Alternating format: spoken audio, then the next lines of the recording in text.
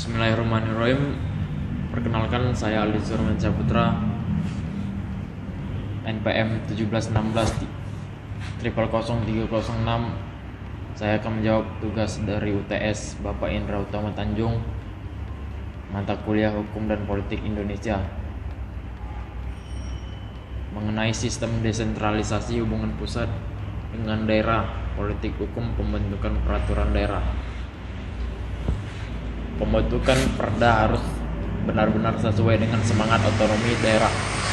Dengan demikian, peraturan daerah harus benar-benar mampu menjembatani kepentingan masyarakat di daerah. Tidak dapat dibenarkan manakala peraturan daerah dibentuk hanya sekedar kepanjangan tangan dari pemerintah pusat.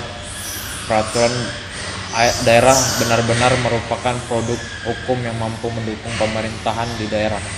Sesuai dengan namanya peraturan daerah, sudah seharusnya kalau peraturan tersebut bersubstansikan kepentingan masyarakat di daerah. Evaluasi terhadap lahirnya sebuah peraturan daerah penting dilakukan, yaitu untuk mengetahui segala kekurangan dan kelemahannya.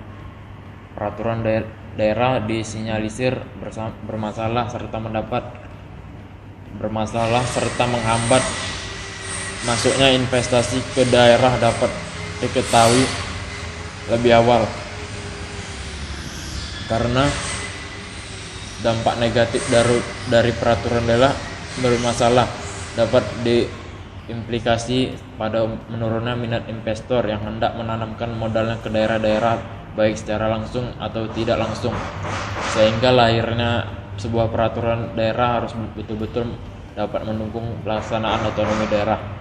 Selain itu, akan semakin baik jika pula pemerintah pusat mau memahami sosiologis dan perkembangan situasi kondisi aktual dari daerah yang bersangkutan untuk menjadikan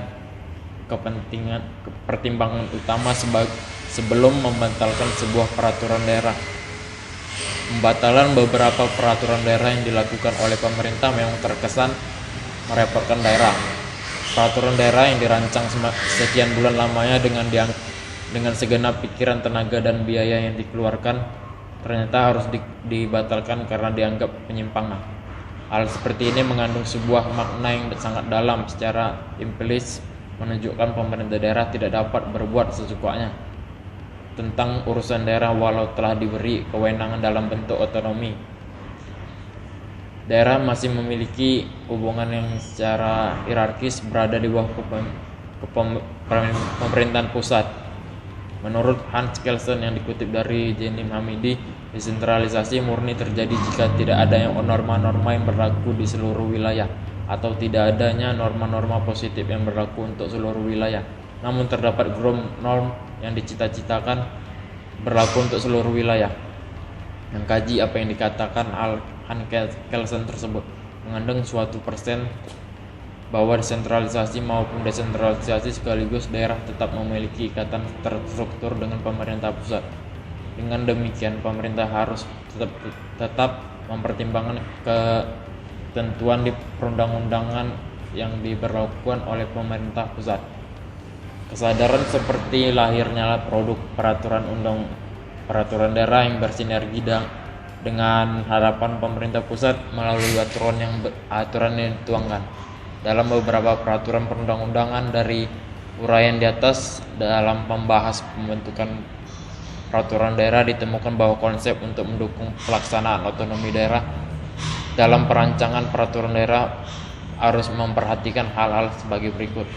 Yang pertama, perancangan suatu peraturan daerah harus melalui prosedur yang telah ditentukan dalam pembentukan peraturan perundang-undangan. Yang kedua, pembentukan peraturan daerah yang baik harus berdasarkan pada asas pembentukan peraturan perundang-undangan, sehingga tidak keluar dari tujuan peraturan daerah yang diberlakukan, serta melibatkan elemen masyarakat agar sesuai dengan kehendak masyarakat. Ketiga, perancangan peraturan daerah sangat penting. Memahami fungsi peraturan daerah bagi pelaksana otonomi daerah sekaligus mengawasi pelaksanaan peraturan daerah yang telah disahkan. 4. Keberadaan Peraturan daerah tidak boleh keluar dari tatanan sistem hukum Indonesia karena peraturan daerah termasuk dalam hierarki peraturan perundang-undangan yang ada di Indonesia. 5. Sebelum sampai pada tingkat pembahasan, hendaknya pemerintah menyediakan ruang konsultasi sehingga dapat meminimalisir terjadinya peraturan daerah yang bermasalah. Sekian dari hasil jawaban UTS saya. Lebih dan kurang saya mohon maaf. Bila ada kesalahan kata saya mohon maaf. Wabillahi taufik wal hidayah. Wassalamualaikum warahmatullahi wabarakatuh.